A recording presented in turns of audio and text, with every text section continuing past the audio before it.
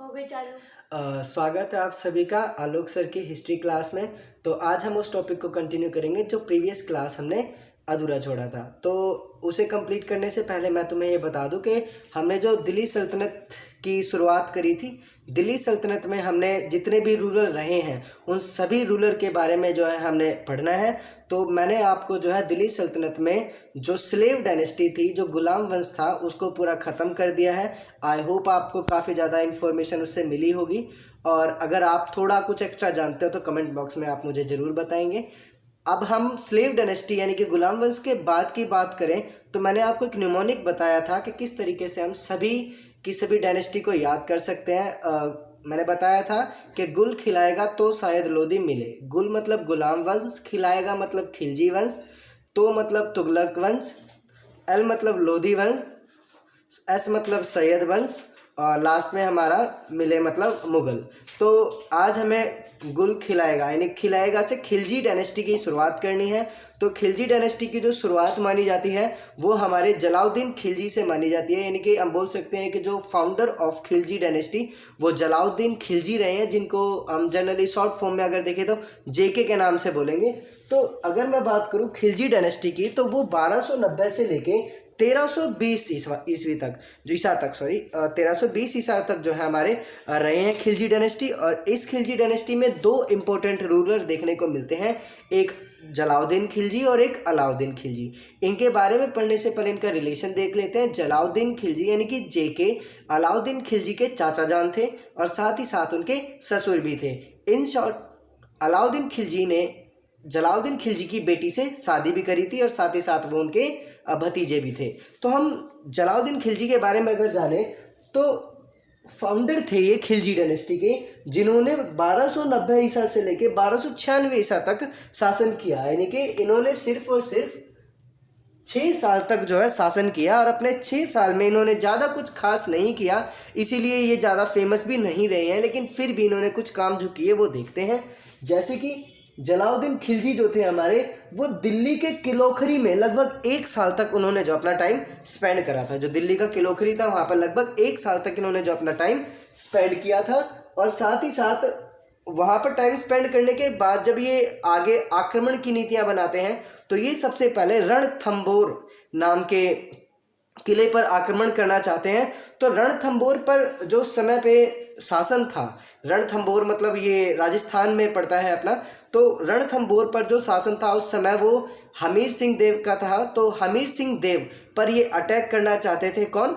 जलाउद्दीन खिलजी। लेकिन इन्होंने जो है वहाँ पर अटैक करने से पहले रणथंबोर का एक फोर्ट था जिसे झाइन का फोर्ट कहते हैं। जिसे किसका फोर्ट कहते हैं? झाइन का फोर्ट। तो उन्होंने रणथंबोर पर अटैक करने से पहले झाइन के फोर्ट पर उन्होंने अटैक किया और झाइन के फोर्ट पर अपनी विक्ट्री दिखाई, मतलब उन्होंने झाइन के फोर्ट को जीत लिया। झाइन फोर्ट जीतने के बाद जलाउद्दीन खिलजी को लगता है कि आसान होगा कि हम रणथंबोर पर भी आक्रमण करके उसे जीत लेंगे और हमीरदेव चौहान को वहाँ से हरा देंगे, हमीरदेव सिंह को। लेकिन ऐसा नहीं हो पाता है। जलाउद्दीन खिलजी की ये सबसे बड़ी भूल होती है, क्योंकि रणथंबोर का जो किला है उसको नेचुरल सिक्योरिटी मिली हुई है। वो रणथंबोर का किला पूरी चारों तरफ से पहाड़ियों से घिरा हुआ है, जहाँ पर अगर कोई भी शासक चढ़ाई करता है अगर रणथंबोर के किले पर, तो वो नीचे से जब ऊपर की तरफ चढ़ाई करता है तो ऊपर से ही जो है हमीरदेव के जो सेना होते थे वो जो है अपने तीर कमान बरसा के अपने अटैक करके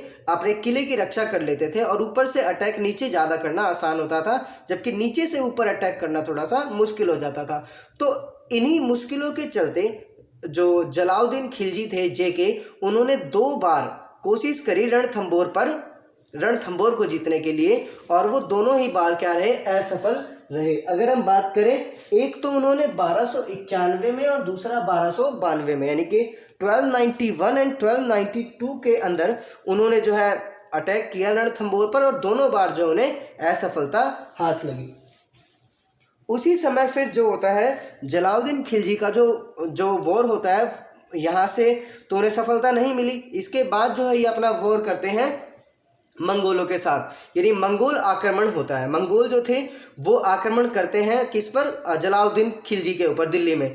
तो उस आक्रमण में क्या होता है, हमारे जलाउद्दीन खिलजी जो है जीत जाते हैं और मंगोल जो होते हैं वो हार जाते हैं। और उस समय उन मंगोलों का जो नेतृत्व करने वाला होता है वो होता है अब्दुल्ला खां। जलालुद्दीन खिलजी के समय पे जो मंगोलों का जो लीडर था वो था आपका अब्दुल्ला खां, और ये हार जाते हैं। हारने के बाद क्या होता है कि अब ये कहते हैं कि जी हम दिल्ली आए तो थे लेकिन हम जीत नहीं पाए, तो अब हम दिल्ली छोड़कर नहीं जाएंगे, हम यहीं रहेंगे। तो ये जो मंगोल थे ये जहाँ पर बस गए दिल्ली के अंदर, उसी स्थान को हम मंगोलपुरी के नाम से भी जानते हैं।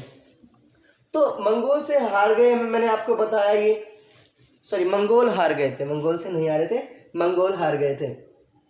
तो उसके बाद क्या होता है मतलब यहाँ पर बात करी जाए अलाउद्दीन खिलजी के बारे में भी थोड़ा सा बताऊं तो अलाउद्दीन खिलजी के समय पर जो मंगोलों का जो लीडर था वो उलुग खां था। और ये उलुग खां जो है काफ़ी इम्पोर्टेंट मतलब खां एक सेनापति के रूप में सामने निकल कर आएगा जब अलाउद्दीन खिलजी के बारे में हम पढ़ेंगे। तो अभी हम जलालुद्दीन खिलजी के बारे में देखें तो जलालुद्दीन खिलजी ने अपने शासनकाल के समय ये देखा कि बहुत सारे लुटेरे जो है उनके राज्य में आ चुके थे, यानी दिल्ली में आ चुके थे।